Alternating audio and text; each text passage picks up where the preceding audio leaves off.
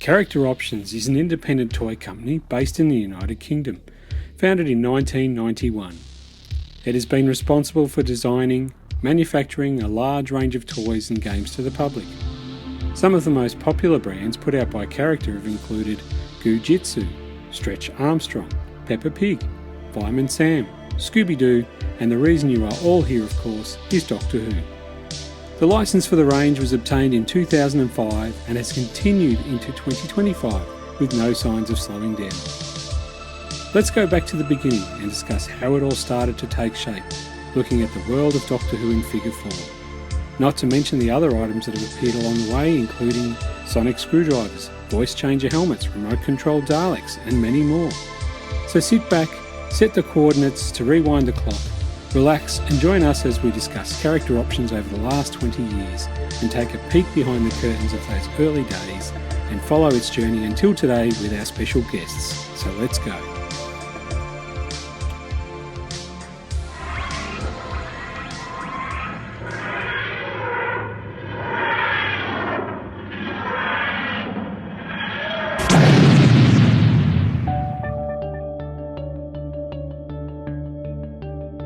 Just before you go, Mark, the audience needs to understand and appreciate how difficult it is getting us four on different time zones, on different parts of the planet, all on the same screen. Yes. Hello and welcome back to Who Cave Conversations, where in this series we rewind the clock and go back to the humble beginnings of Doctor Who range and now look at the explosion from Series 1 release figures to the popularity of the new Doctor, Mr. David Tennant, and a plethora of product that hit the shelves in those early days. So first off, I'd like to introduce myself, Mark, the Doc MD74, followed by my co-host Shane. How are you, mate? Good, yourself, alive and kicking on this end? Very good. And obviously two fantastic members of the dynamic duo, the Archangel himself, Mr. Al Dewar. How are you, mate? I'm very good. Very good. And Ed, how are you, mate? I'm jolly good, thank you. Fantastic. Well, let's talk little bits of plastic. And hello, who do we have there? Mr. Tennant himself. So, as I said, the explosion from Series 1 to 2 sort of really, I think, things started moving along a little bit with Character and the amount of figures and that were produced. And so, obviously, we're going to have a little bit of look today, Series 2 and a bit into Series 3 figures. We're not going to analyse every single individual figure, otherwise we'll be here for a very long time. But what we're going to do is a bit of an overview. And to start with today, Shane's got a couple of questions that he's going to put to you guys.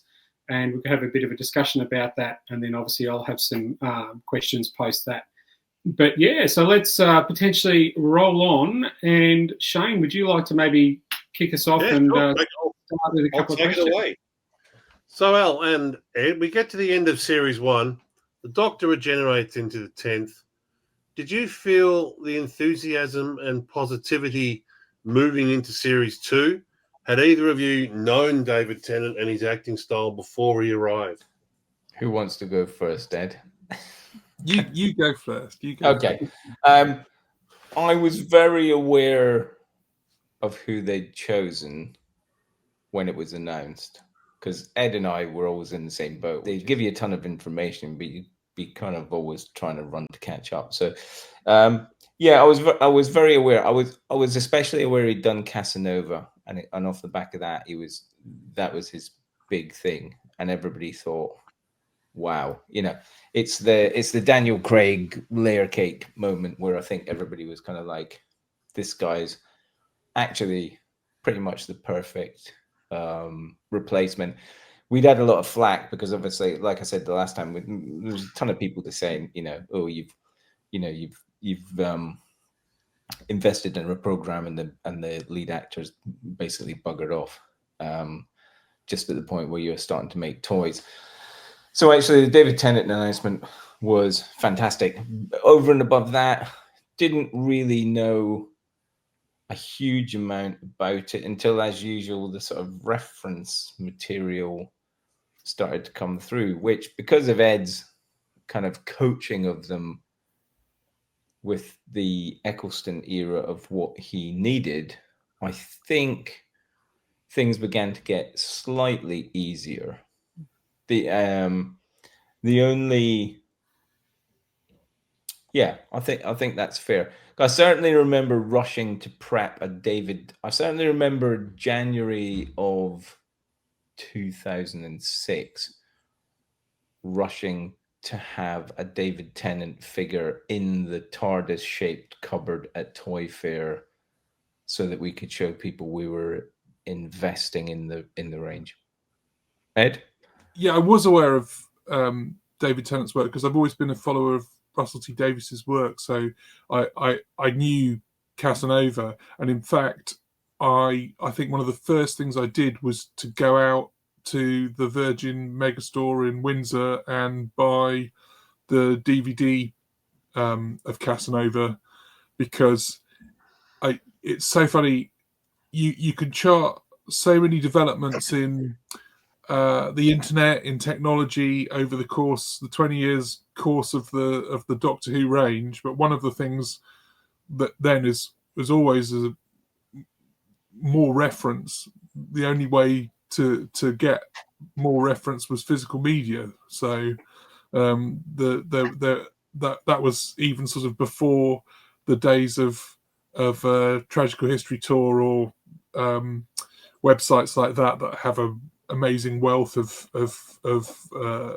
photographic material. So yeah, I went and bought the DVD, which is probably over on a shelf somewhere over there, and did some screen grabs. And I think a lot of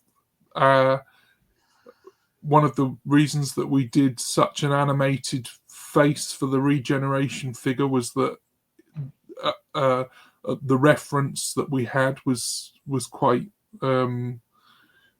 was quite animated. It's always difficult until you've actually seen the actor in the role to know what their portrayal is going to be, and how sort of large a performance it's going to be. They always pick such interesting actors. It's part of that lovely getting to know you process with each one of them. So yeah, I mean, it's interesting. Ed and I remember having the conversation, and I remember saying to you about because I think obviously at the end of the series they had him regenerate into Tennant, and he says Barcelona, and I said, "Oh, we've got to do the Barcelona head." And I think you guys actually, the first head you sculpted was the Barcelona head. Yeah. Well, it was certainly it's certainly in that moment was riding a wave that was about to really turn into a tsunami. The David Tennant era started with character options releasing radio control K9, then straight into figures. Suited, jacketed 10th Doctors and Rose.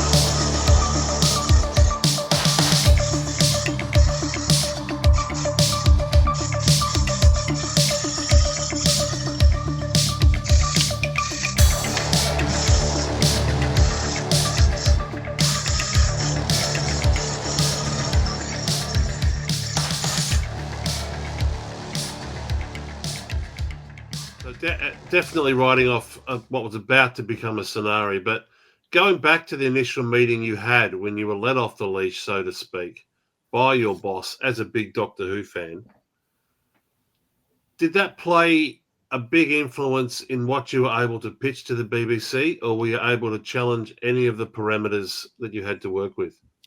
I'm not sure it ever really worked like that. I was never let off the leash as such, other than that sort of first meeting. And what I would say is it became pretty obvious halfway through, and certainly towards the end of the Eccleston year, that Doctor Who was massively resonating. I don't think there was any doubt it was on the up, and it had kind of hit the ground running. I think there was, I mean, we know now there was abject panic at the BBC as to whether they should just can it and drop it. So I don't think there's any bones about that. We certainly weren't aware of that. And then when the Tennant announcement came along, we were kind of like running to catch up. And obviously, you know, the BBC likes product because it, you know, it's like Disney, you know, product goes back into programming and back into, you know, the commercial side of the BBC. And I think it was undeniably, you know, I'm trying to think back then to what the BBC would have had in the portfolio, but I think Doctor Who just suddenly went poof. And so the information flow from my memory was better.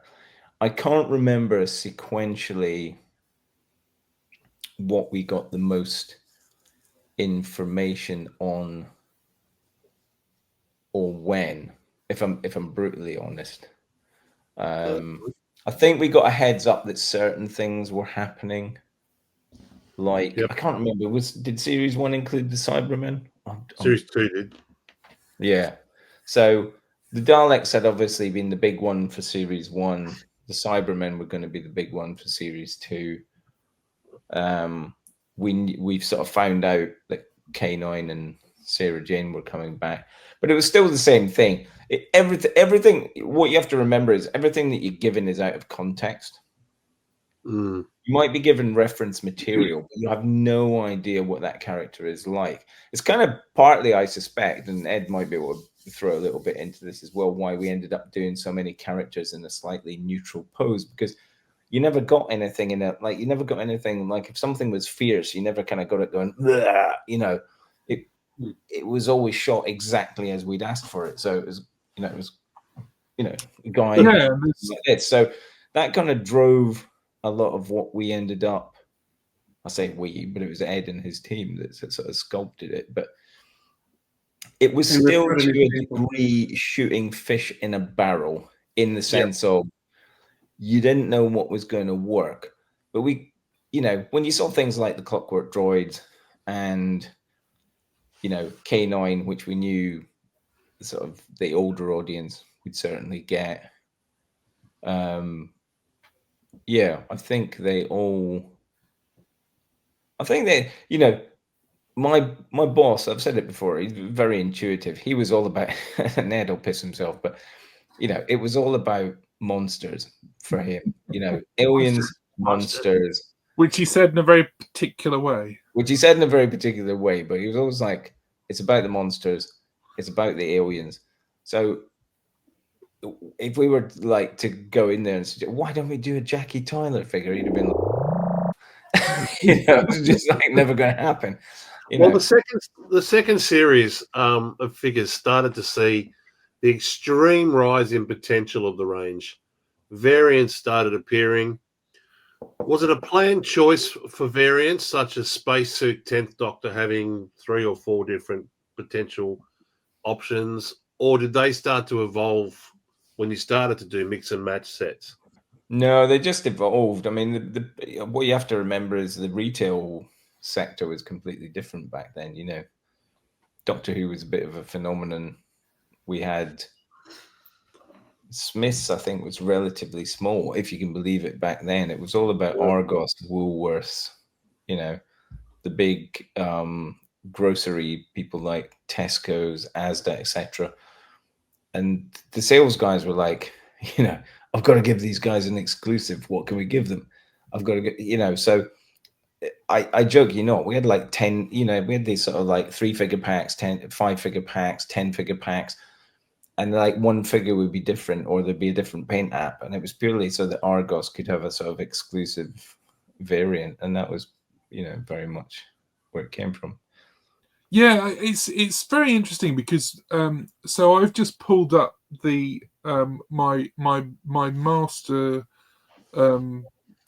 folder of which was created in creation order. So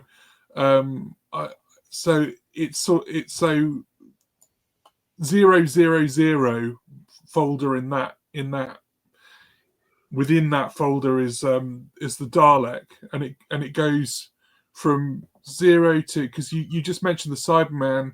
Cyberman was actually the 20th figure developed in order. So it went in order. It went Dalek, Ninth Doctor, Rose Tyler version 1, Rusty K9, Slitheen, Mox of Balhoun, Lady Cassandra, Regeneration 9th, Regeneration 10th, the first version, which was the Barcelona version that never came out.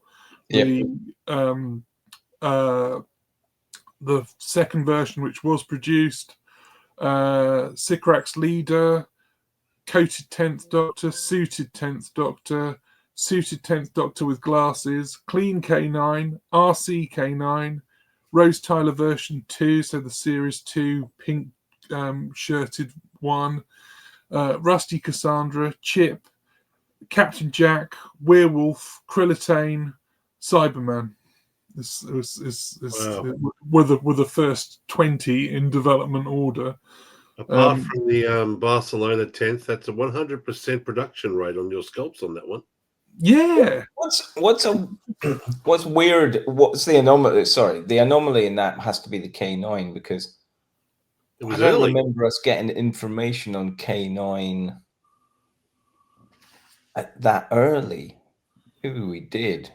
Yeah, and it's because it was the follow-on from the RC Dalek. We knew we couldn't do a radio-controlled Cyberman, so I suppose it was just the. But it seems as if that was done with the Series 1 figures. So was that potentially? Well, do you know? I'm not even entirely sure that we didn't start doing K9 before we knew they were doing K9. I just. Because it just seems it does seem really odd. I have a vague memory that you're right, Ed. I have a vague memory that they mentioned that K9 was in the offing, and we didn't know in what context, but I think we did kick it off. I think that's what happened. I'm not. Well, you got ahead of the game, I guess, because you knew what he was going to look like. Yeah. You didn't need to wait for them to give you images of that. Yeah, I think exactly. I think they quite often what happened was we'd get a sort of verbal briefing of what was in the offing, and of course, the minute they mentioned K9, and the first question would always be, "Does he look the same?" Yeah. And they were like, "Yes." So usually you're like, "Well, okay." I don't need photos. I can do it from memory. The Barcelona thing, by the way, just for anybody that's kind of confused, was. The bit I really liked was the bit in the TARDIS in the regeneration scene where Tennant turns around and sort of says, "Barcelona," and he has a very specific look to him. And actually, Ed's got, I don't know who sculpted it. I don't know if it's you, Ed, but there was a very specific sculpt done of the Barcelona head of him saying Barcelona, and they just didn't like it at all, and it was probably Kate. It was probably Kate. Throwing a name under the bus. So, Cybermen, the first foray into Cybermen figures. Well, sorry. I would say one of the first issues was Tennant and how he was going to look. So, the Tennant figure is, funnily enough, one of the few figures I wish we could go back and redo, and at some point we might, just because I think he was done in such a rush, but there was so many variants of him, which was fantastic for us. You know, suddenly you had a brown suit, a blue suit, a long jacket. You know, I think the jacketed version you get away with, but the suited version I've always kind of thought was. You know, and that's not to denigrate. That's not to denigrate the sculpt in any way. You know, if you want some figures, we sold 790,000 David Tennant figures. That's a lot, give or take. Matt Smith, we sold the golden era, 35 to 40,000 figures. So that puts it in perspective in terms of. You know, the sort of heyday of Doctor Who, it went went sort of Yeah. really 35 isn't right, by the way. It was more than that. It's probably about 120, but it was nowhere near the amount of David Tennant figures. Nowhere near. They were, and that was just the guy in the suit. That wasn't even the spacesuit version. That was just the David Tennant in the suit. It's unbelievable. And just for everyone's info, like as we're chatting, I'm putting up some images, just so there's no confusion. There are a couple of Shane's customs mixed in amongst them. A couple of weird things happened with the Tennant figure. We were we were rushing to do stuff for Toy Fair, but we'd done a Jonathan Ross show expose on the Ninth Doctor figure, and we essentially did the same thing again. You know, Jonathan Ross sort of whipped out the action figure in front of. It was a very different reaction because it was basically like, you know, we sort of did it with Chris Eccleston, and afterwards he was like, "That's amazing," blah blah blah, and he was chatting in the green room. We did it with the Tennant. The word that came back from the BBC was, "Don't ever do that again," because you basically hijacked, you know, talent. And it was, even though it was a BBC program within a BBC scenario, they were not happy about it. Not down the control lines. It's interesting, Al, actually, because I might sound weird, but I've only recently subscribed to David Tennant's feed on Facebook, and the other day he put out a compilation of tons of video of him interacting with his various figures, and it was amazing because some of it I hadn't seen, but yeah, there's a lot of those.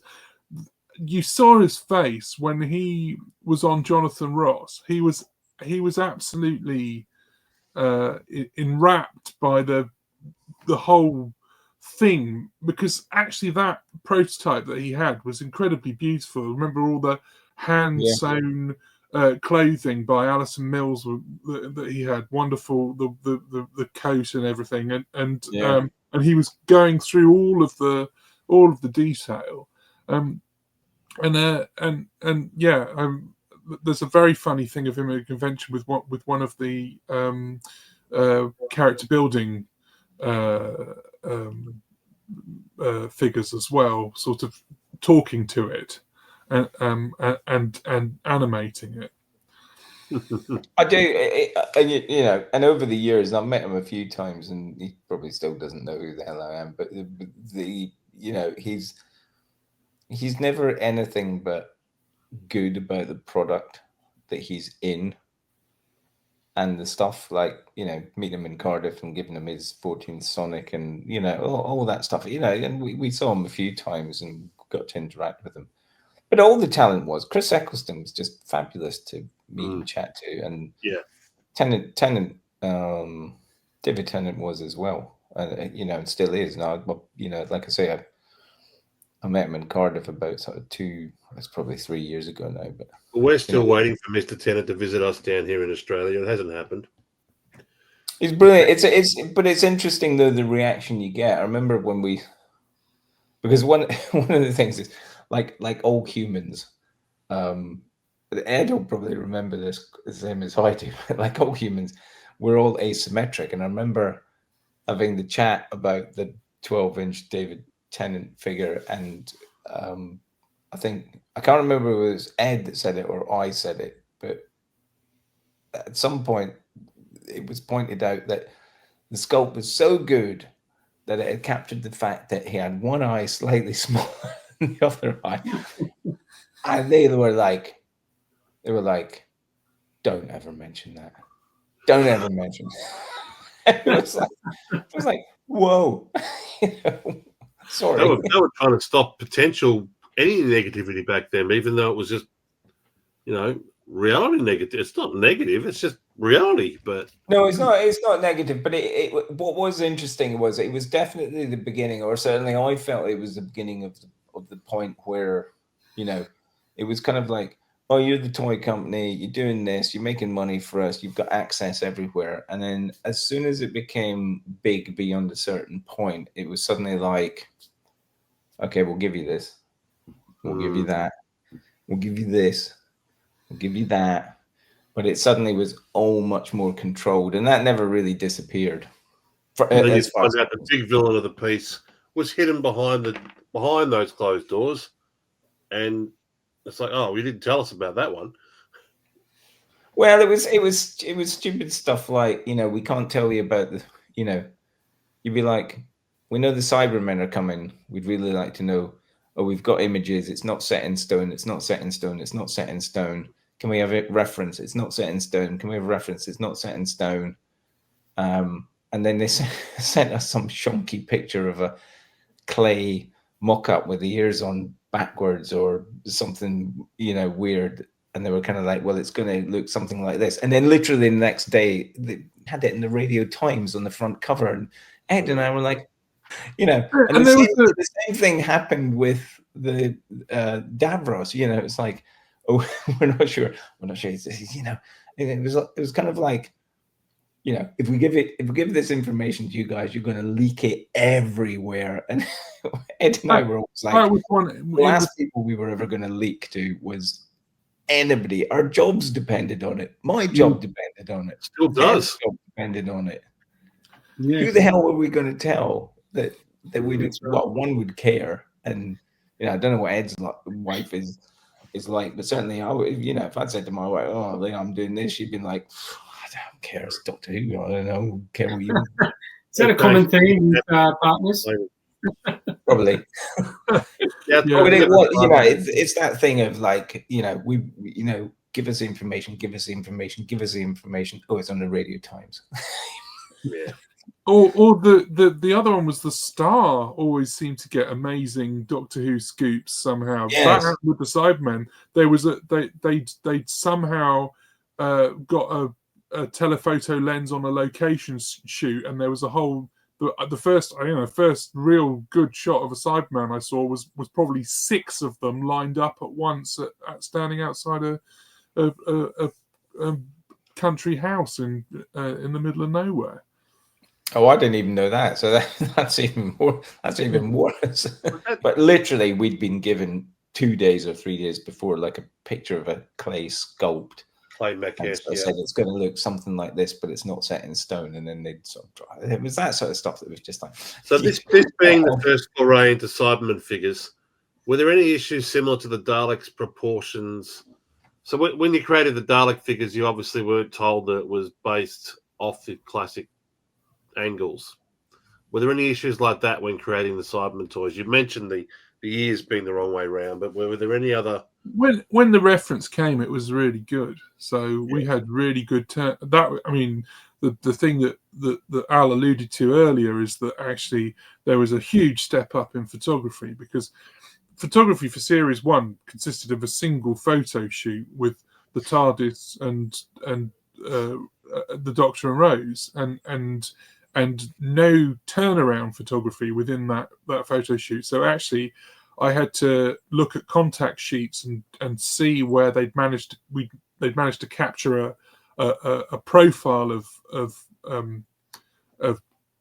Christopher Eccleston, and we were sort of extrapolating the information from what we had rather than being given good solid turnaround 360 view. And I mean that also marked a sort of change to a certain degree. Cyberman was obviously the first figure, the first humanoid figure, if you like, that we did that was fully digital. So at the time, I was very much pushing. I didn't know that. That's I was very much pushing the idea that we use our digital sculpting and 3D printing as a resource, and there was a new set of printers that had come on the market that were designed for jewelry, which printed in a ceramic resin. It's got a very peachy pink color to it. We still use that in Hong Kong. That's what my but obviously higher resolution, but that's exactly the material my tooling patterns are made from. Yeah, and they're just amazing quality prints, and so yeah, we used at DesignWorks, and I mean nowadays I do everything on ZBrush, which is polygonal based modeling for when you're modeling in 3D on a computer CAD, you've basically got three different systems you can use. Polygonal models, which make everything is comprised of a mesh, so points in space with splines that join up together that form either triangles or squares, polygons, and then you've got surface information, which CAD packages uses, or parasolids, so things like SolidWorks. So a lot of the hardline models, our Daleks, our TARDIS consoles, and Sonics will be CAD'd in that information, where surfaces are not every point on a surface is mapped. A surface is computed mathematically and defined entirely mathematically. So it's very precise mathematically in terms of defining what that object is.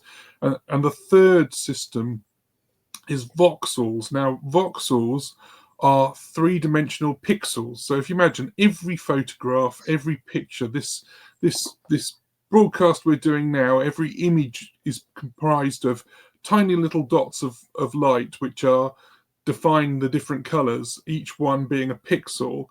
Now, if you turn that pixel, 2D pixel, which is a square, into a box, you get a voxel. So a 3D defined object that's comprised of tiny little boxes, effectively. So the system that I got into DesignWorks over 20 years ago now was called Freeform, and Freeform was a haptic sculpting system, which meant that the 3D information you create is given tactile sensation through a computer arm. So you physically feel the 3D object in the computer. And I thought this system would be the best one to get in for DesignWorks because A, it was kind of cutting edge technology, but B, it would be intuitive for sculptors who might not necessarily be brilliant with computers, because not everyone is. So I wanted to try and get a tool that really harnessed the artistic abilities.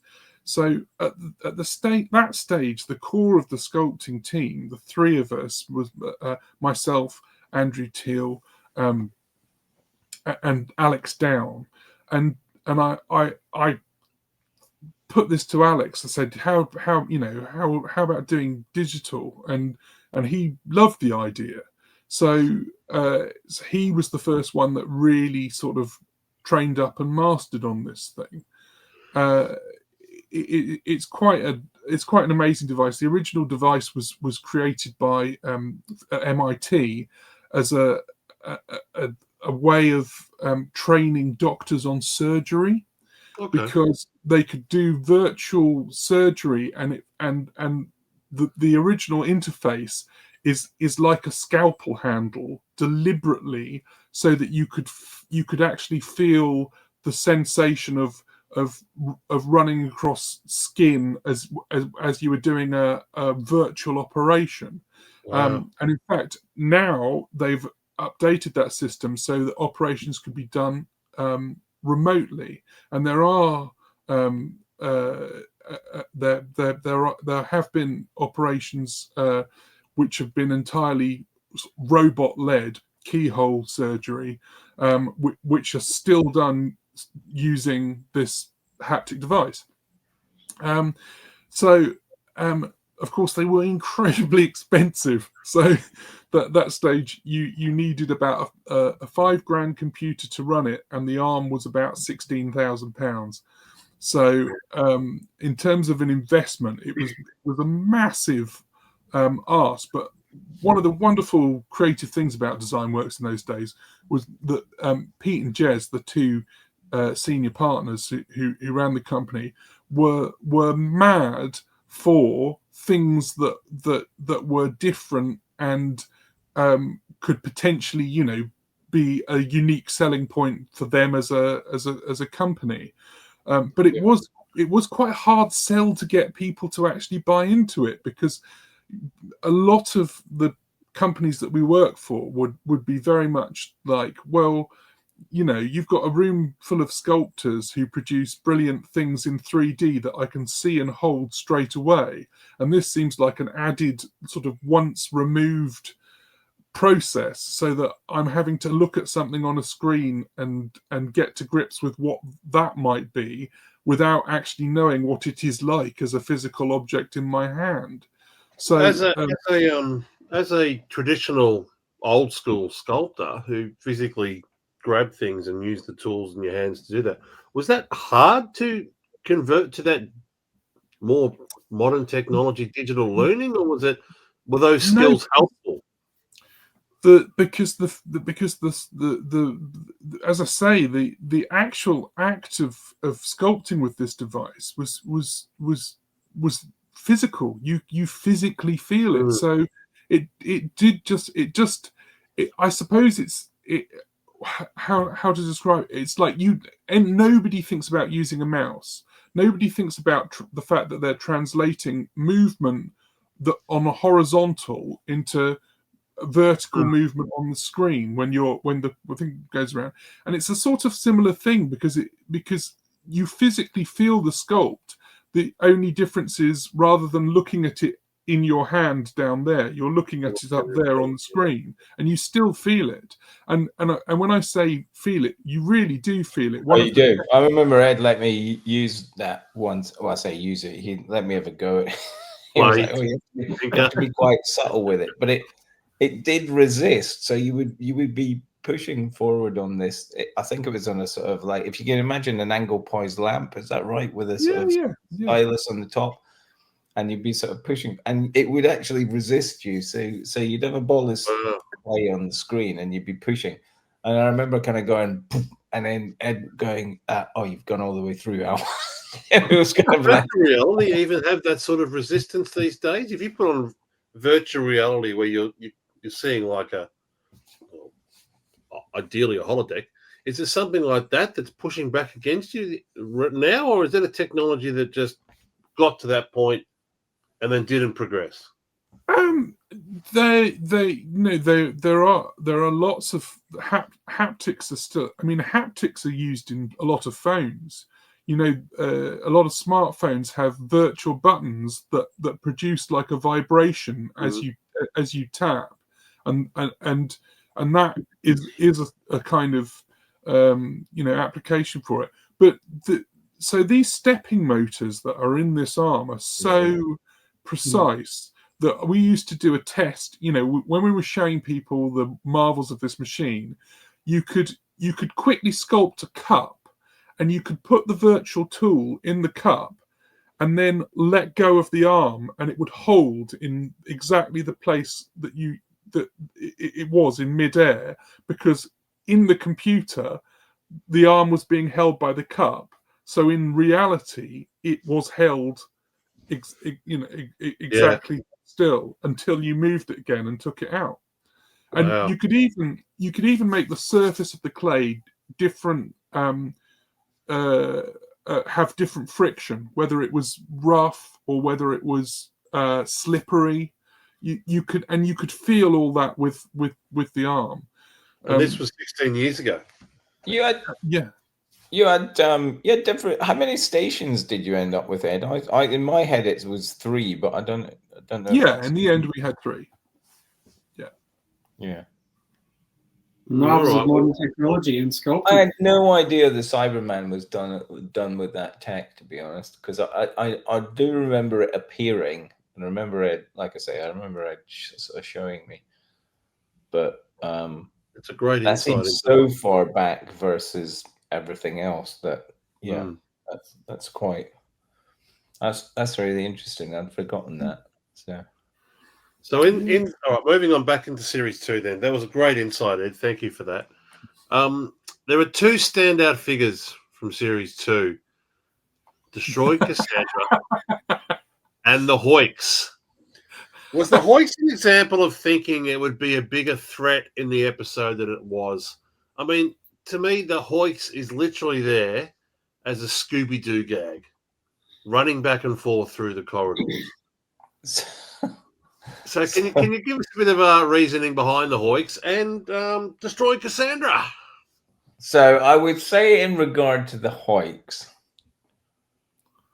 it was 100% that we had reference to this alien, and I would again say, out of context, we didn't know how it was going to be, and in those days you had to kind of just pick your shots, and I'm pretty sure it ended up as it was because it looked really cool. I mean, the Hoyks was actually really cool. Out of everything you presented, like, you know, if you put a Clockwork Man and the Hoyks or the Ood, you'd pick the Hoyks every day of the week because you kind of go, actually, this guy looks really cool. It's alien. It looks really, you know. We had no idea it was going to be like 15 seconds of fame, and it was never coming back. No. They did use that in something else later on, didn't they? They did use it again in some sort of crowd scene, I think. Yeah. Did it show up in the bar at the end of Time with Captain Jack or something like that, or was it? Probably. I'm feeling it was something. Actually, that was figure number 51. That was quite a lot down.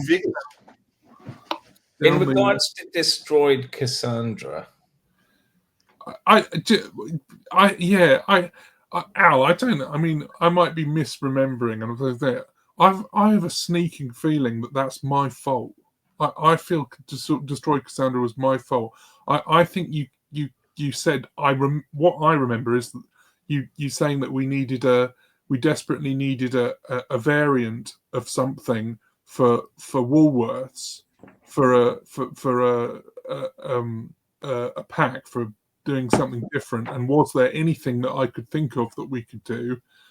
And I think I said it as a joke.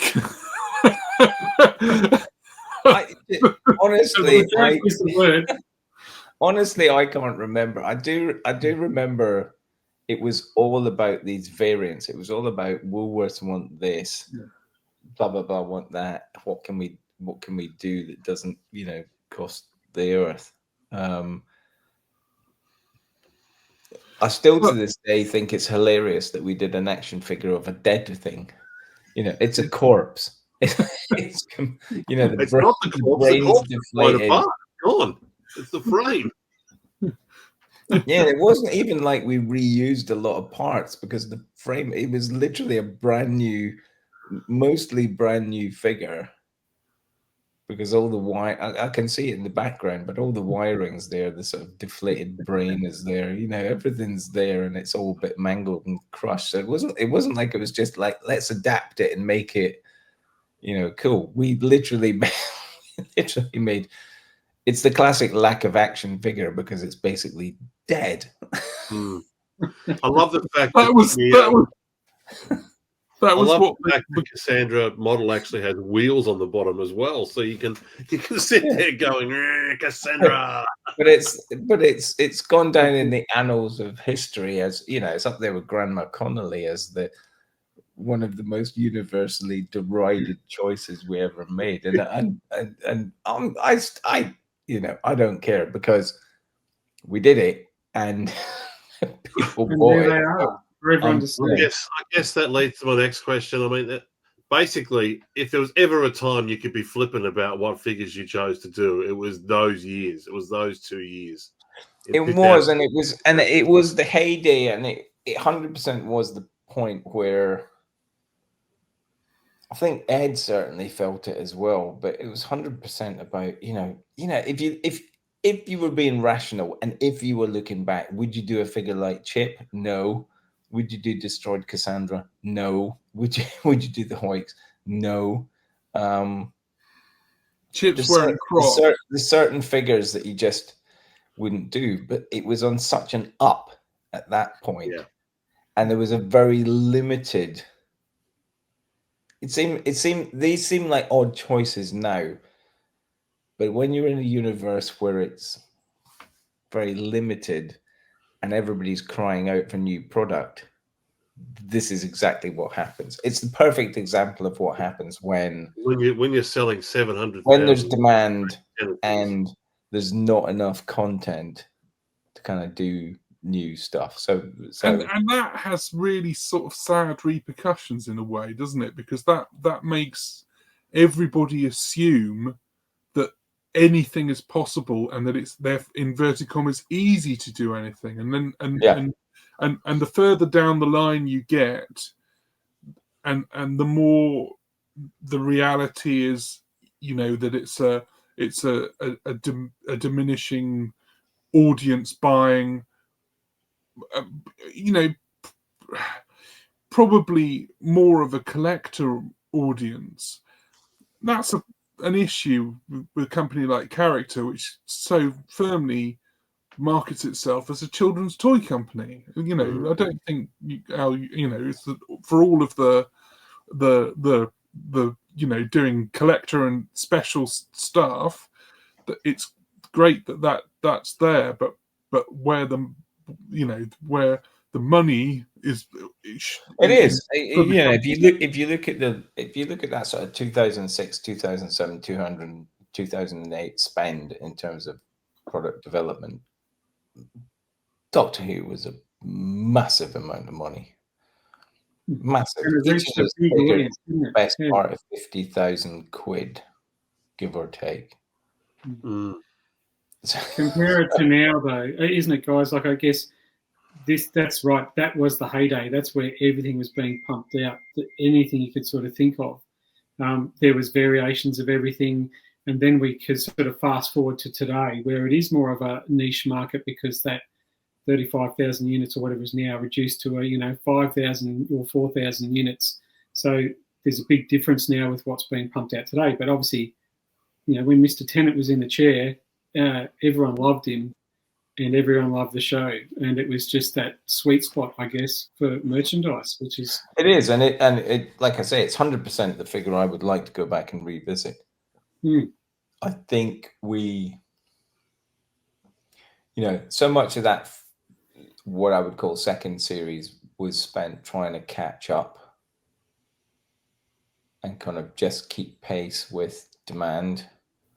And then towards the end of the Tennant era, we had the Matt Smith era, and I think there's a complete sea change in terms of the style of the figures and how they work. And I think partly that's down to just having more time to think about what you were doing. But I'd love to go back and do a new Tennant figure, because I think it was just an ultimate if you look at the sculpts, the original sculpts versus what we produced, I think you'll see there's a massive difference. I think what Ed produced was fabulous. What we produced, just due to speed, wasn't maybe quite as fabulous. Ed made the bloke in the suit look really good. We made the bloke in the suit look a bit blocky, and it's just just didn't have what happened at the time. But it wasn't as good as it probably could be. Well, back in that series 2, we were treated with a lot of accessories to figures. We had the Cyber Throne, the Ghostbusters pack, the Genesis Arc, Destroyed Cassandra. And ultimately, by the end of that series' releases, we got the Rachnos. Were they a hard sell to get production funding for, or was it basically go for it? Again, it's shooting fish in a barrel. You don't know what you're getting, and you don't the Face of Bow and the Rachnos, even things like the Reaper. The Reaper and the what am I trying to think of? The Werewolf. All those bigger figures had the same thing. The Rachnos, I remember we got the maquette. In fact, I think we got to bring the maquette to Design Works. Yeah. They gave us a maquette of what the figure would look like, the Sarah Parish figure in the costume would look like, and we got to, no, they said, here you go. And then we brought it to Design Works, and they kind of knocked it out of the park. What we didn't really, and that's what I mean, shooting fish in a barrel. You don't know what you're getting. So we were thinking, giant spider, vicious, going to be all over the place. This is going to be amazing. Cut to the episode. And it's not to slag it off, but cut to the episode, and it's like she's sitting there, she doesn't move, and she's kind of swaying side to side and going, ah, and you're like, oh shit. This is what we thought. We've done a spider 14 inches across with a figure on the front of it. Like I say, you have no idea. This is always been the problem. You have no idea. Somebody says this is going to be fantastic. The first thing your brain should say is, really? Yes. And also because it's one episode and it's never coming back. That's always a thing. But it was, again, it's back to that heyday of like, it's Doctor Who, it's a big spider, let's make it, it's going to be amazing. I mean, that was the biggest one produced. You guys have produced, bigger than the Drashy, bigger than the Fendaline, bigger than the Wasp. I still to this day maintain that figure was bloody amazing. You look at that, it just sits there. It's like, in this day and age where we're getting these CO releases, we're getting the B&M sets, you think, wow, there was a time where that came out. Yeah, it was massive. The packaging, I remember, had this sort of slightly curved sort of blister on it. It was absolutely huge. Yeah, and it was really good. Sculpted by the wonderful Sarah Robinson. Was it? Yeah. Who did a lot of so did Catherine Tate and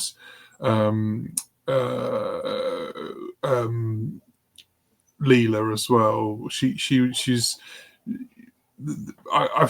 historically there's a slight issue. There's always a slight issue with men sculpting women. They go one or two ways. Either they sculpt slightly masculine so that somehow the feminine qualities are missing, or they sculpt slightly too stylized and enhanced where there should be no enhancement. Who did the Perry sculpt, Ed? That's Mr. Teal. That's Andy. Yeah. Okay, I remember saying, you shouldn't have Ed's laughing because he knows exactly what's coming. Because I remember saying, briefing them and they were like, I believe, Ed, were you involved in sculpting the Torchwood figure, the Cyber Woman? You see, here we go. Because what? What? Traitor! Because just to say no, because we did the collector center figures, but that one was the only one we didn't do. Yeah, I know. They it was already done. In fact, that was done by our arch rivals at Synapse. Of all the figures you could have done, they got the fun one. No, what was interesting about that was there was a big, that was the first big conflict we had, was when those Torchwood figures came out, and the BBC said, oh, just so you know, Torchwood's up for grabs, and we said, no, we don't want it. And they said, okay, so we'll give it to somebody else. And that somebody else was somebody else. But is there any provisos? And I just said they can't be the same scale as the Doctor Who figures. Can't be the same scale. It's like we were 5.5 inches. So they were like, oh, can they be was a big discussion. I remember we were like, they have to be 6-inch scale, and they have to have a base, like it's a stand. A So the stand. finding was different from your range, essentially.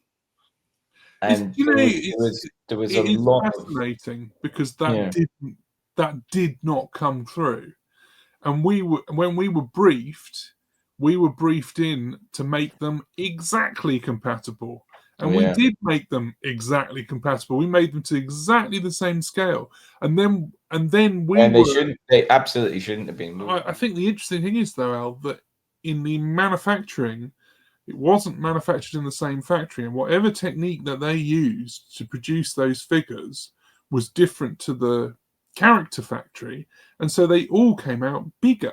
So they don't match. I mean, if you put it, they kind of do. So I think what happened was that stipulation happened after it was already underway, because I know that stuff was commissioned, what I think happened, because I know who was involved personally, so I'm not going to name names, but I remember them sort of. I've vague memories of this, so I'm probably talking out of turn, but I do remember us being asked, is there any way you can help get these sculpts approved? And I remember saying no. I remember seeing pictures of the Cyberwoman, and they were like, "Oh, we keep submitting this to the BBC, and they keep rejecting it." And I was just like, I know why they're rejecting it, because they don't look good. And they were like, "Well, can you help?" And I was like, "No." and I said, the only thing I can do is refer you to the DesignWorks guys that we use, because they will do the sculpting and it will be spot on. And they were like, no, they're too expensive, and I've already committed to it. And I was like, well, that's your call. But if you want to get this approved, and I even remember the BBC people sort of emailing or phoning up and sort of going, these Torchwood figures are atrocious. But the guy that was doing them at the time was just doing them on such a tight budget. He'd essentially paid for them to be done once, and they weren't great. And the BBC were rejecting them, and they were kind of like saying, well, what can we do? And I was like, you ain't going to get them approved if you don't spend money on the sculpting, because it's the sculpting that's the issue. There was a creature as well. Actually, there was a creature we didn't do as well that I can't remember what it was. The Weevil. Oh yeah, Weevil. Yeah, that's not great. But everything was horrible. Weevil was horrible. The Cyberwoman wasn't brilliant. Yeah, the Weevil makes a great Primord. Actually, I've turned that into a custom Primord. It was just, yeah. It was that thing. I think that's a valid point. By that time, we had a great system. We got the reference. Ed's guys just like knocked it out of the park. It went in. It got approved. I don't think out of the so many figures we sent in, I could count on one hand how many got knocked back or weren't approved. Did that lead to the BBC having greater appreciation of the work you guys do once they saw how another entity would produce, and then realize? I think that was the first time they realized the level of quality. And it's still something, by the way, and I think I mentioned it the last time, that I watched a program recently on YouTube where they went to a toy shop and they were kind of going, oh, here's the Mutant Turtles, here's these figures, and they was like, oh, and here's some Doctor Who figures. It was literally like lumpy, less lumpy, more lumpy. These are good. It's like, there's not. I don't blow our trumpet a lot, but I will say the Doctor Who figures for their time, light years ahead of everything else. Correct. It's always the thing I've sort of. I mean, I think I can be forgiven for having a bit of a chip on my shoulder about some of the attitudes to sculpts, because I think about, it took Hasbro a long time to come out with Black Series figures that were Yeah. anything like, you would look at that and think, oh yeah, that's a really sharp likeness of that character. And you know, the amount of monkey-faced layers that they produce was legion. And I had guys working for me who, in terms of their portrait sculpting abilities, could rival, you know, any artist that you mention. And I think in some ways you're right, Ed. I think we almost made a rod for our own backs, and our own backs. I'm saying your own backs because you were the guys at the coalface doing it. But I do think some of the stuff was so good that we kind of set a benchmark for ourselves that was highly unrealistic in any other aspect of the toy trade. It would have been highly unrealistic to kind of have the level of stuff. And I agree with you. You know, it took years for the Black Series to kind of get to the point where they were doing anything close to what the Doctor We Who wouldn't be stuff. sitting here today chatting if they weren't any lesser quality than what you guys produced at the start. I mean, that's testament to how well you did back then, because it's still, well, here we are 20 years later or 18 years later since then. And it's, wow. You've now taken it beyond that with these Gen 3. Look at that young buck top I was left. going to say, there you are, both hard at work. I'm looking at a picture of Ed on set, hands on hips. He owns that place. So Ed you've got a Barnett glass is of wine the in that doctor. shot, Al. It's one coffee there, then a glass of wine on the other side. Ugh. I'm always That put up might on have the been glass of water. wine, but do you notice Cassandra in the middle of that photograph? Yeah. Front and centre, Al, front and centre. She was the most important part. One anomalous figure that has shown up over the years from that time is a variant Cyberman, which was a clear Cyberman. Can you regale us with the history of that one, Al?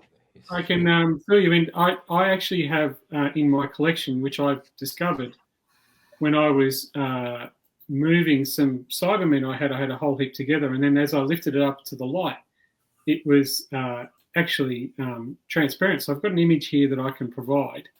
Here we go. So this is the particular figure. So at a normal glance in the cabinet, it just looked like your standard Silver Cyberman. And when I lifted it up to the light on the right there, you can see it's all clear. So it's got like a light overspray silver paint app on the figure. So if I hadn't held it up to the light, I wouldn't have known.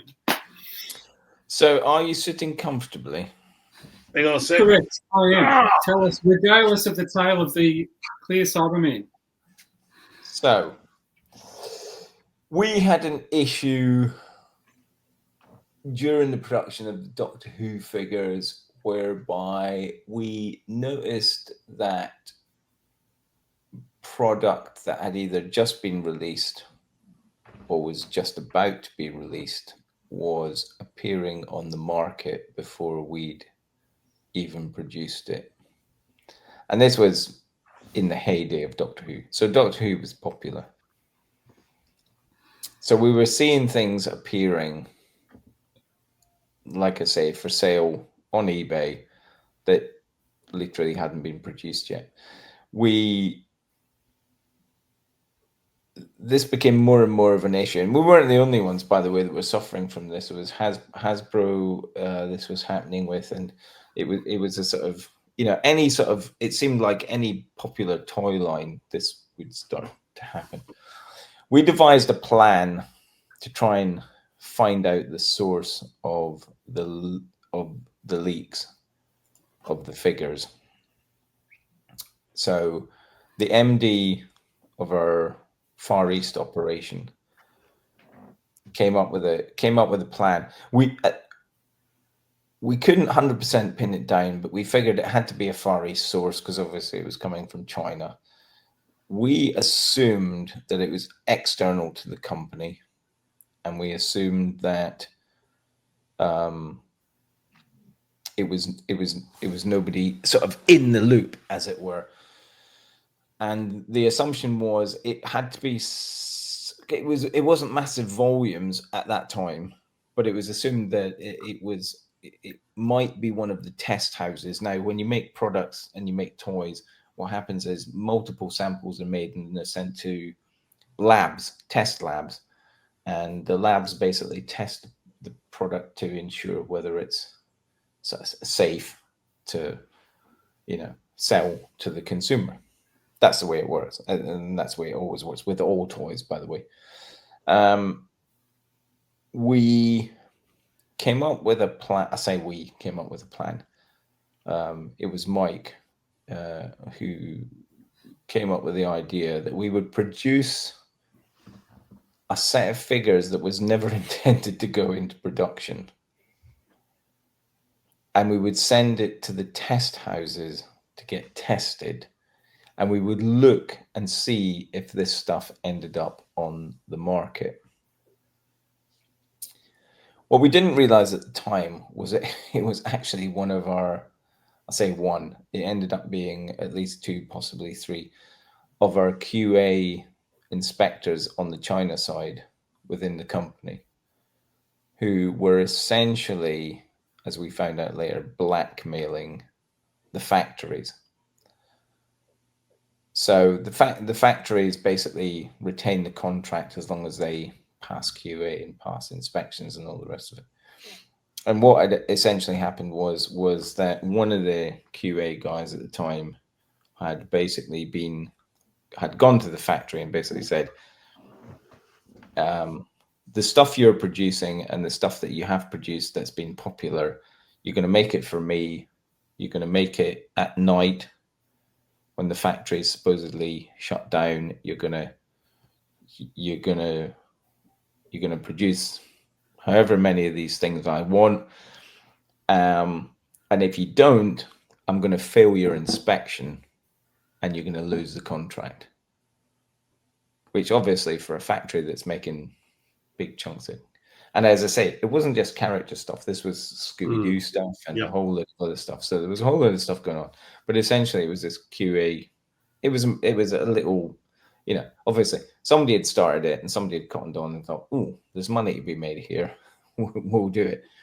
So essentially they were blackmailing our factory and saying, if you don't create the stuff I want, then basically you're going to fail the inspections. You're going to get fined. You're not going to get paid, and you're probably going to lose the contract. So the factory was, and by the way, don't tell character because blah blah blah. So it was a slightly awkward situation. But what the reason they got caught out was what they hadn't realized was when we sent these Cybermen that were completely fictitious and made up to the lab, they had assumed that this was new product coming through the lab because it'd gone in and it's in the factory, was making this stuff, and they were going, oh, here's a transparent Cyberman with black lines across the body like the 9th hologram Doctor. This is a genuine article. It absolutely wasn't. So they were going in at night, basically, and then there was video footage of them literally knocking out the back of the factory with, literally bags and bags of these figures that they were then selling on eBay. But they basically assumed that this factory was right, and that was the reason that they ended up actually getting caught out, because they basically said to the factory, oh, this new figure that you're making and that you have made, you're going to make me some of that. So it became...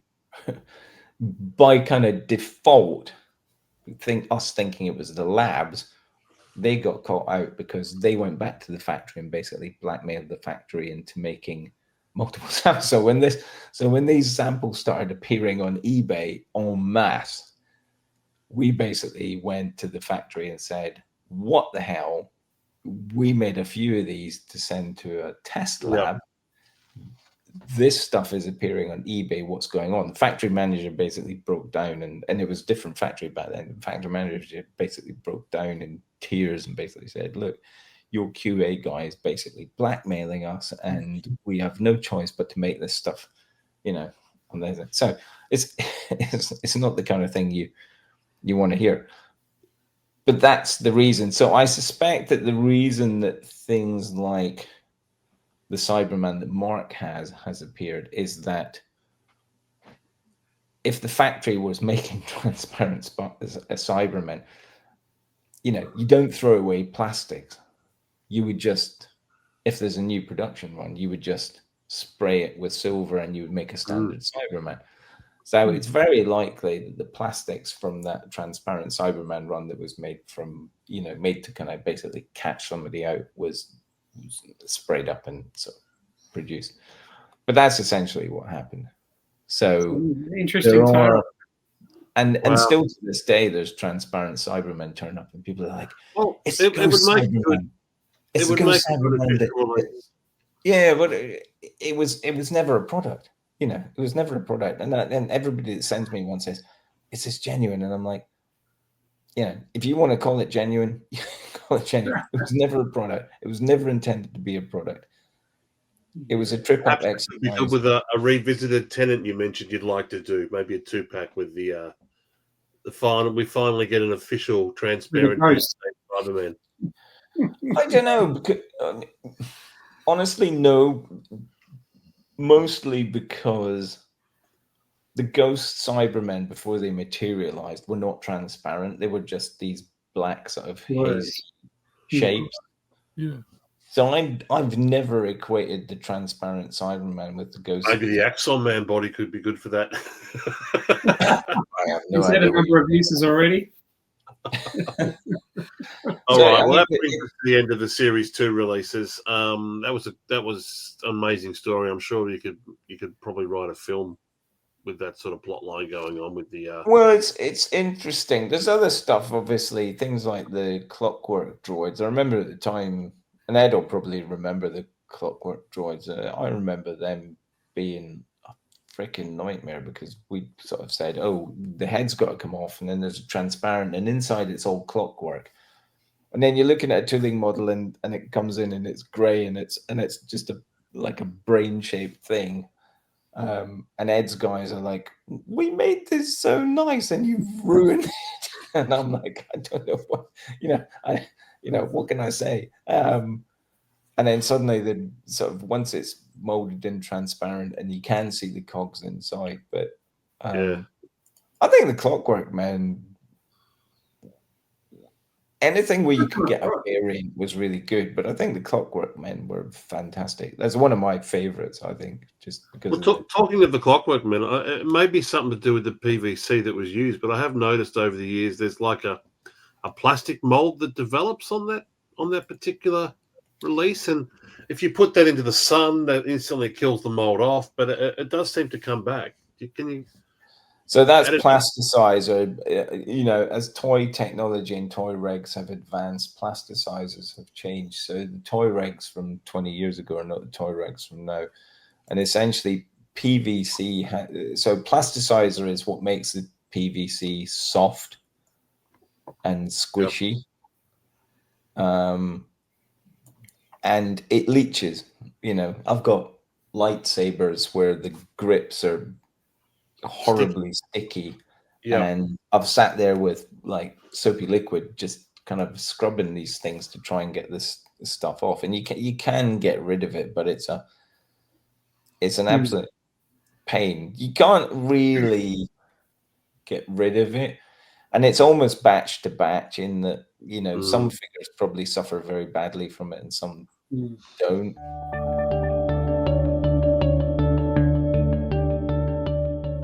Okay, well, thanks. That's been great. You've been able to share a lot of information about those early days and some of the decision-making processes and challenges that were made. But it would be great to, Ed, maybe to get your input, because obviously you're not character, but obviously you're there to obviously produce all these things where Al will come to you and say, right, we need this, we need that.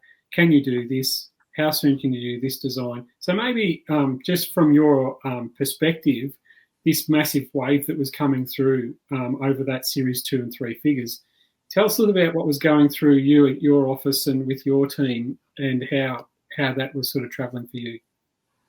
It was an unending living hell. No, it wasn't. It was. It was. Hell, what's the hell? It was. There were some very interesting times, because I never mind the world. I mean, modern technology, the ability to use ZBrush and other digital tools is a real leveler. There's a lot more people out there capable of doing decent likenesses now than there was back in the day. Back in the day, when those figures were sculpted, we were still sculpting things physically, and you were talking about people using physical material and manipulating it with tiny tools. And there are a vanishingly small number of people in the world who are capable of doing a really solid likeness like that. And there are very few people that are able to do that work. And we just happen to have, a good few of them working at DesignWorks. But there were points at which the volume of figures that we were going through meant that I had to do things from a logistical point of view. I had to do things I don't like to talk about, gentlemen. I had to push people in ways I didn't like pushing. No, I sometimes making you do stuff. Sometimes we had to go for so some people were fantastic sculptors and able to work in high detail to a small scale, but couldn't necessarily get a good likeness. So we would use some sculptors for producing bodies, whilst the core produced the likenesses, the head sculpts, because that way you would get you'd still have the really good quality likeness, but it would be on a really nice detailed body, but that was the most sort of efficient way of doing things. So there are any of the figures, or almost all of the figures, I can look at and know who it was that sculpted them. But keeping track of things at the time, so we have these lovely notebooks at DesignWorks. I've got about 10 of them over there. And I do all the details, and I just picked that up. I did a quick top-down view of the console. That photograph that you showed of me standing on the console, that was from a day that Al and I went down to measure everything up. And I got that picture of him knackered, sitting on the stairs leading up to the console. Which is one of my favourite pictures of Al. I really like that picture. But mostly what I do is, on a weekly basis, something like this. So what the hell? Here you've got the 20 sculptors that I had access to and the days, and I would literally plot the days that they should be working on a project, and then we would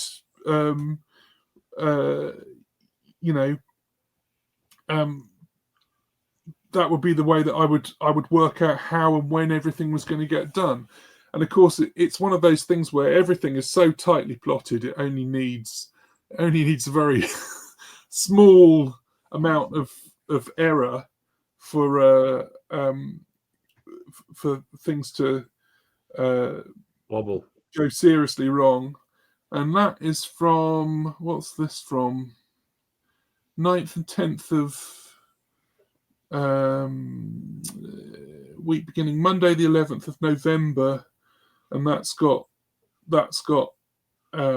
Sarah finishing off Clockwork Man and then starting on Ragnos Emperor, and always at the bottom I put myself, and anything that I put against what I was supposed to be doing was more of an ambition than a reality. Or it's like, because half the time I would end up sort of running around doing various things, and there were some things I have to say that happened at that around that. There's one thing in particular that I was thinking of when you were talking about the larger figures. The one thing that always sends a shudder down my spine to this day when mentioned is the face of Bo, which the wonderful sculptor that worked on that particular model got the scale completely wrong. We had to end up making it twice because the first version was way too large. And that again is a thing that would completely never happen now, because the model would be done digitally, so you could just scale it to whatever size you wanted. Don't feel bad, Ed. I have a giant robot that is skill-wise massively oversized. It's still screen accurate. I mean, that thing grew to King Kong proportions.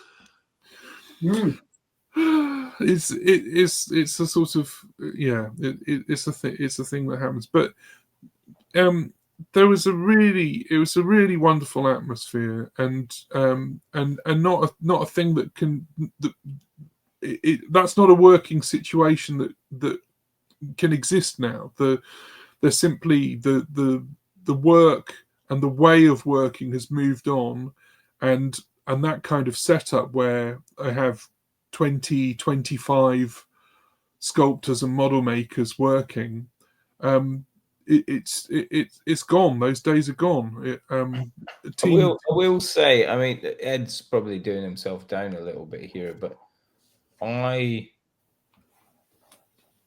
if I'm talking out of turn here, Ed, you can slap me down, but I certainly remember, because Ed would be the sort of face, the interface for me of all this stuff, and he would obviously be showing me stuff, and I would be saying what I thought, and it's all interpretation at the end of the day.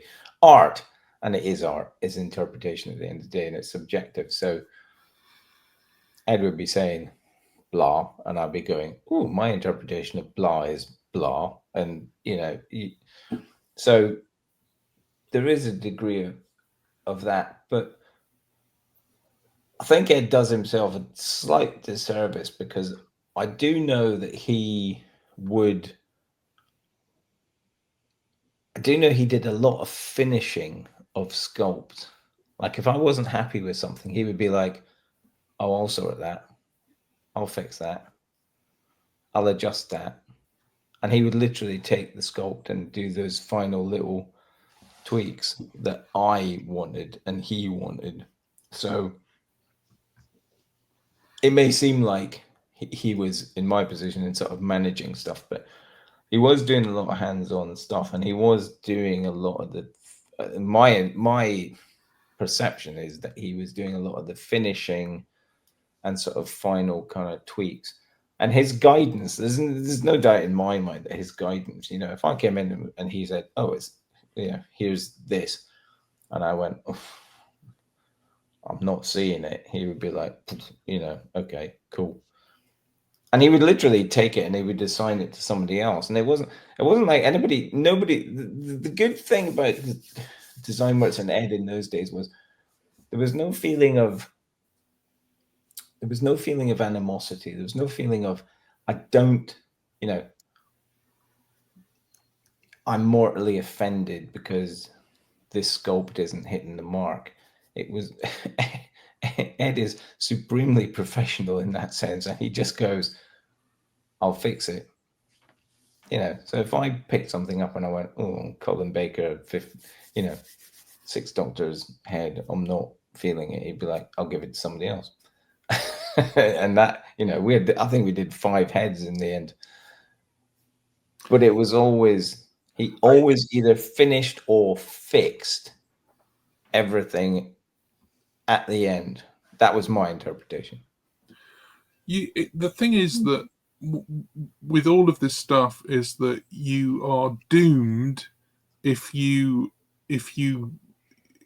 with commercial sculpting, with any artistic endeavor that's a commission for a client, you're doomed if you assume that your opinion is better than your client's.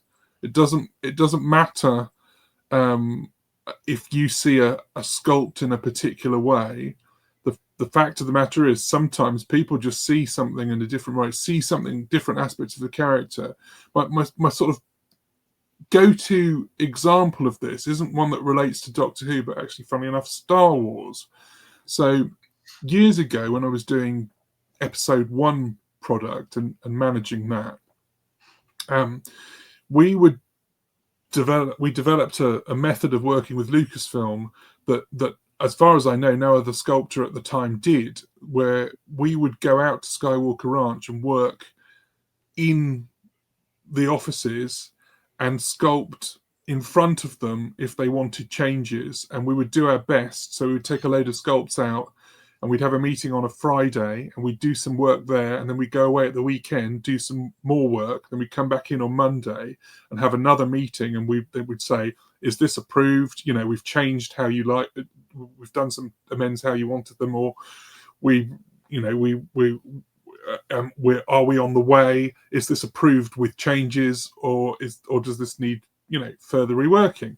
But there was one particular character, Darth Maul, where the head of international licensing at the time saw Darth Maul as being like his father. He saw a visual likeness in Ray Park in comparison to his dad. And so what we would do is we would sit back from the desk looking at this guy with our sculpt and look at him and do a couple of tweaks and make it a little bit less Ray Park and a little bit more Q-Mars, and then it would get approved. And that's the case with everything from the giant jar that we did for Cadbury's, full of Cadbury's Heroes, down to the chess set we made for Al with Darth Maul. But the art of the job is about empathy. It's about understanding how people see things and making it that way. And that might be licensing, because a lot of the time they have a very particular way of viewing their characters and a very particular way of viewing their actors, and you have to deliver that. Or it might be client based, and that's sort of how you have to work. And I've just been very lucky always to work with really good people who mostly understood that, or frankly didn't last very long in the industry, because there were, I have encountered people who consider themselves artists and above the work, and I can't be dealing with it. Occasionally you get bods in from special effects, who work in the film industry and have breathed that rarefied air and have somehow got an opinion that their value, it exceeds their capability, and they don't last long. But the whole time I was at Design Works, I think I only showed one person the door. and literally said, there's no way that you're gonna do work with that kind of attitude. It's just not gonna fly. You have to be more open. You can't say no in terms of I've done it and it's perfect. That's and sometimes you could see that people had a mental block and weren't able to do the mental gymnastics to get around whatever the problem was, and therefore you would have to move it on to someone else, as Al said. But again, it was never with malice, and that would always be kind of like mutual agreement, and say, yes, our relationship with this figure's not working. We need to move it on to someone else. So the majority of my work on Star Wars was things you get free with your cereal. So all over the world, lots of things for Kellogg's. I did lots of work with Cadbury's, made chocolate bar molds, and novelty containers. We did chess sets. We did sort of figurines, games. Oh, I did all the stuff for Humbrol, the plaster molding sets, things things of those sort. Absolutely amazing times. Ed's story is perfect because it is that thing of you're young and you don't realize these things when you go into them. And I didn't really initially want to get into toys. I'm sure he wanted to get into film. Amazing how things. It's weird. I think both he and I are probably like about 5-10 years be just too far beyond the point where people would be hired on the fact that they were just enthusiastic and they had talent and they would have merit. If you look back at the likes of Lucasfilm and ILM and places like that, it was done very much on the case of, you can do this, you can do that. And then Ed applies, and he's told, you need a commercial experience. And it's like 10 years previously or 5 years previously, that probably wouldn't even have been the case. It would have been like, what can you do? Come and spend the very day. important £1 coin in your life, Ed. Indeed. But then I've always tried to sort of move, past on that philosophy where I've been in the position to hire. I've taken great delight in being the first person that hired someone and finding someone. And I found loads of utterly brilliant people. And you bloody well have. I mean, some of the talent that's been involved with the Doctor Who line is astounding. This time round with Series 3, it felt like the choices were a lot more targeted with what you selected for toy range, with a lot, if not all, the solid fan favourite stories represented. Was that a good eye on your side now, or was it a testament to the BBC's production that there were such better characters this time round? There was no Hoyks. What do you think with your selection? I think it was the latter. I think the stories were. I think they'd begun to introduce. That's not true. They hadn't introduced, but I think the story arcs were stronger, and some of the. I mean, there's some really iconic figures in there. You got Scarecrows, you got Haim, you got Martha, who was just absolutely brilliant. Jadoon. You've got the Jadoon, you've got the Angels, you've got the Master, the Witch. You've got. I don't like the Witch, and I never have. I didn't think it was a particularly strong story. I don't think we should have. That's probably not one we should have done. And the sort of pig guy, I don't think either particularly strong. Dalek Sec, I think, gets a hard time. I think that was. I think I have no issue with that story. I like the Daleks with the metal plates on the back of them.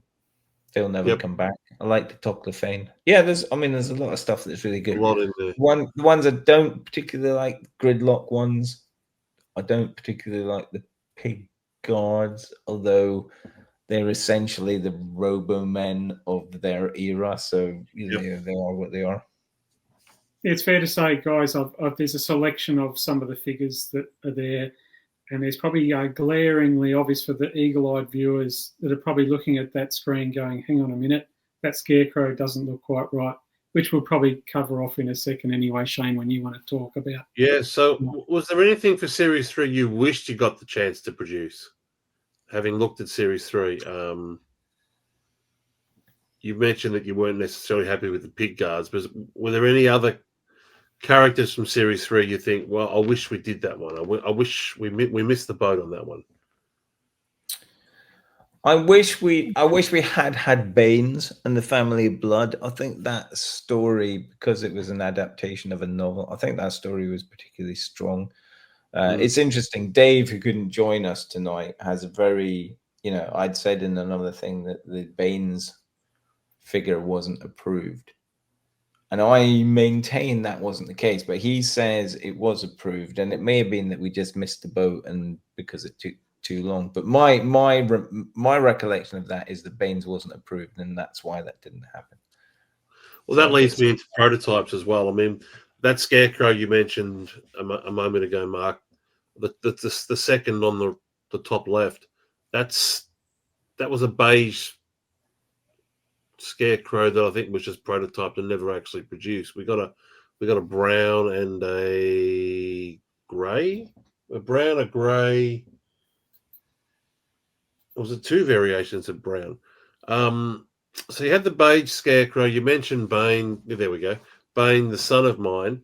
Was there anything else produced from Series 3 that never got past the prototype stage? All that I can think of, unless Ed knows. There was a scarecrow. We did do a scarecrow that was a set for an exclusive that ended up not happening. Wasn't there? The yes, base scarecrow came on a cross base, but that was, I mean, yeah, that was what, and of course, I mean, there's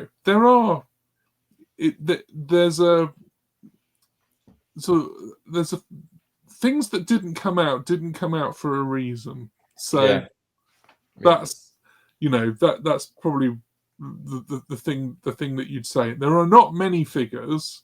I mean, over the course of however many we're on now, 500 or whatever it is, there's probably 20 to 30 things that were sculpted that never came out, and they all didn't come out for really good reasons.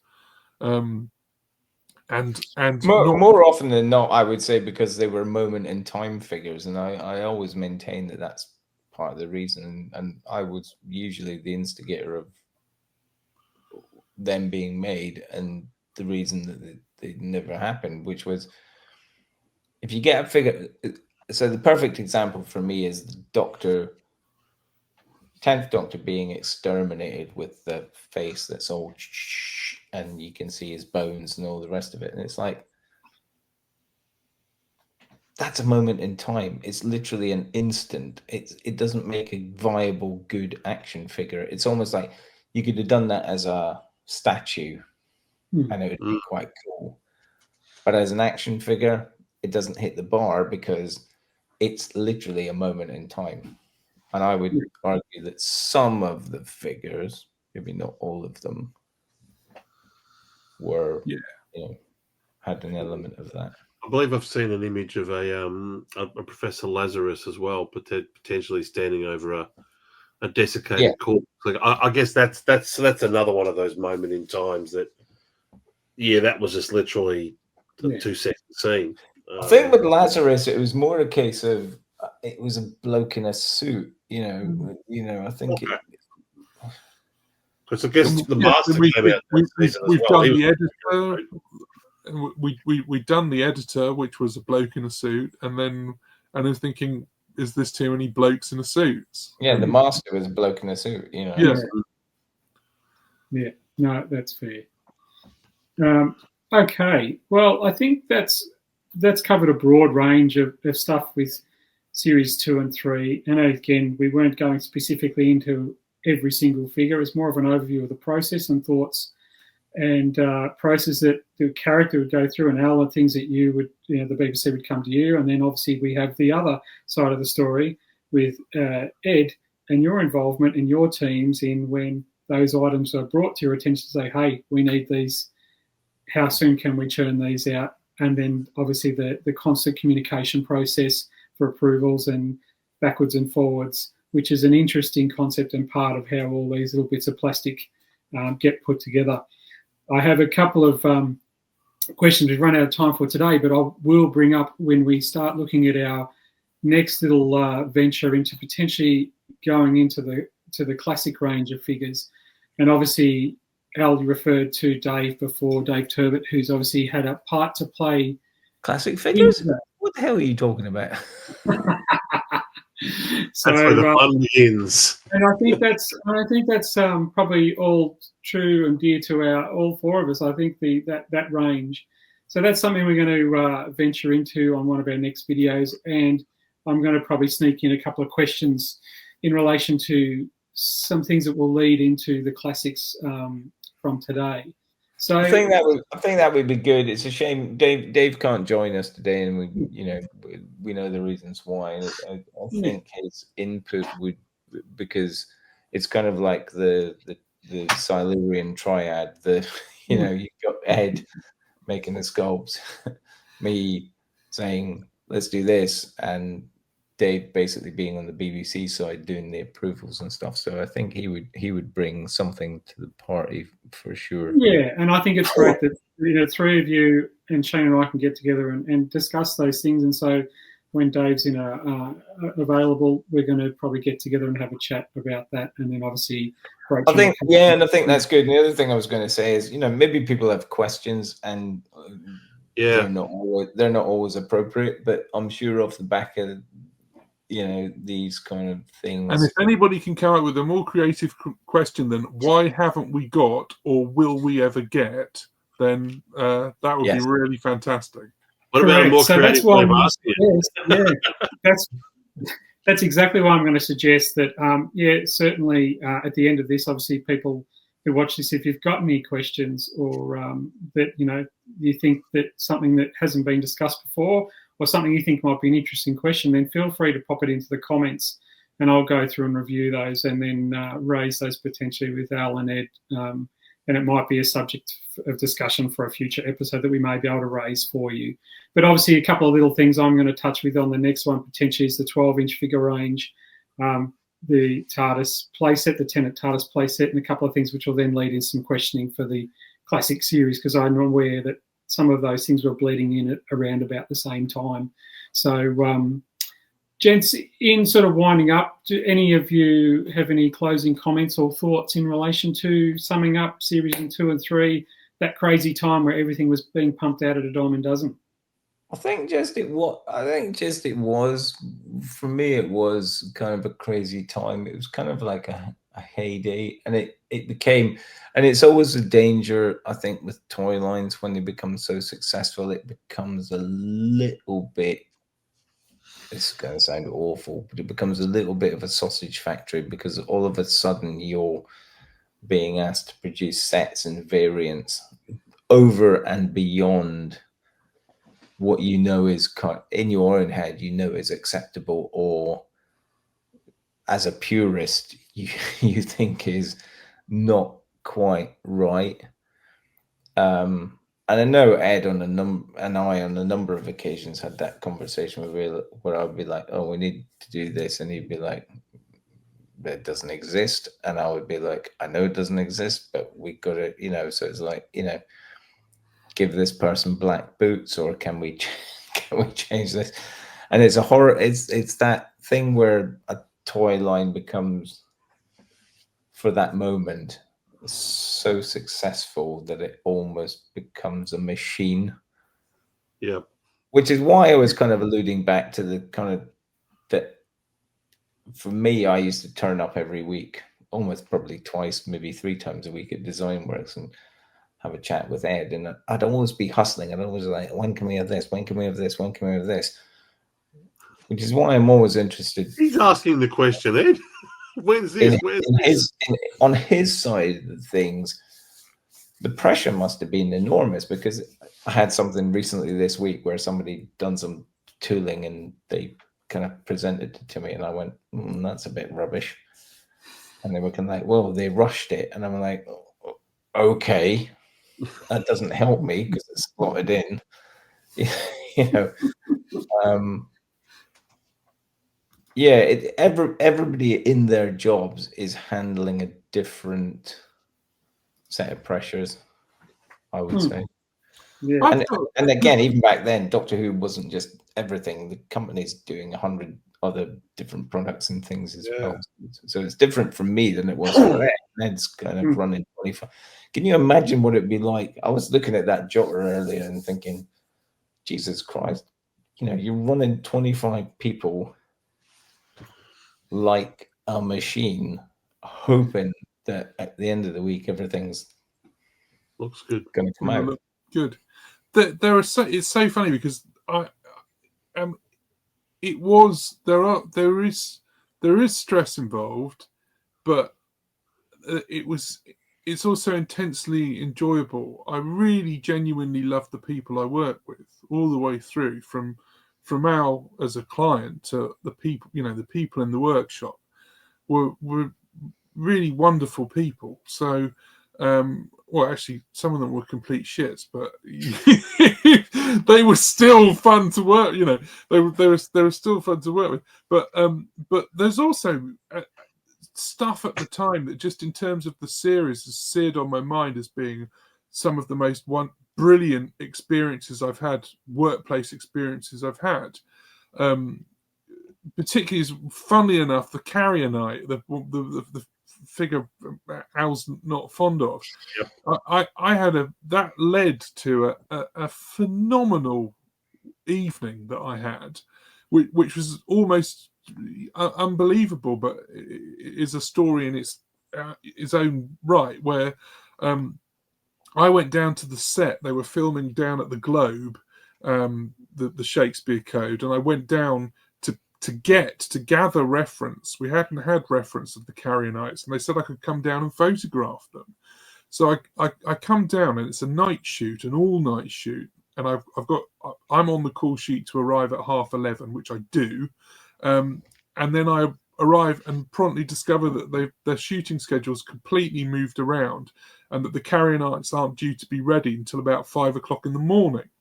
So I then had the choice of whether I stayed there all night or I just went home. And I'd made the effort to come out. And they said, well, you can stay and watch some shooting if you want.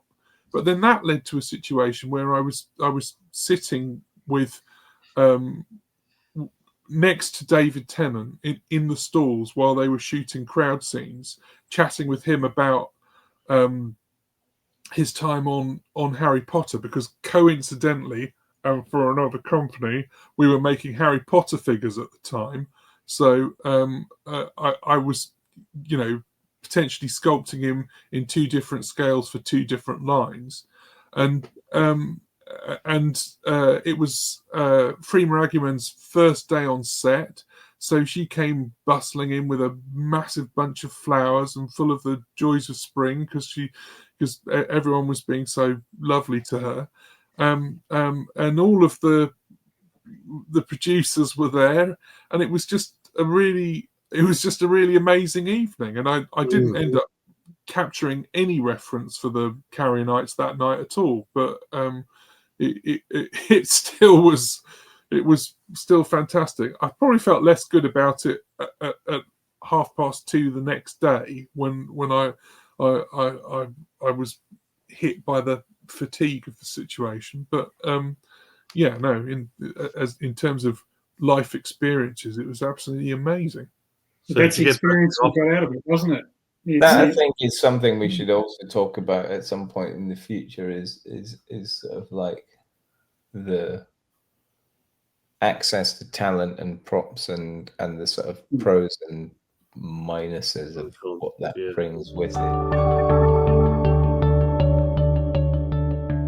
Yeah. All right. Well, it looks like we've got some more things to talk about next episode, and the one after, and the one after that. So obviously, this is. I'm not coming back.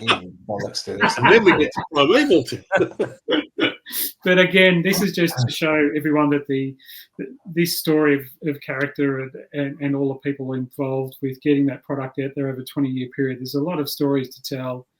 And we're just sort of brushing the surface, so to speak, by looking at the initial conception and design of these products and other memorabilia that was made at that time.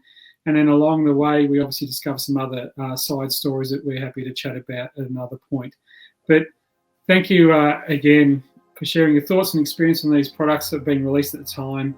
It was truly when these products were everywhere, I guess, at a time, and even in Australia, where they were present on the shelves at selected retailers. It was a big thing worldwide. So until next time, when we move along the production line of character and its products released, I guess we'll stay tuned and updates via the socials and this channel. Keep an eye on some of the Facebook groups, especially one of our big supporters, which is the Australian Doctor Who Figure Collectors Group, run by Greg King. So he's a big fan of character options and quite enjoys listening to our chats with Al and Ed. But yeah, the main thing is if we can show our support for this product, and the more we support it, the more things there may be in the future.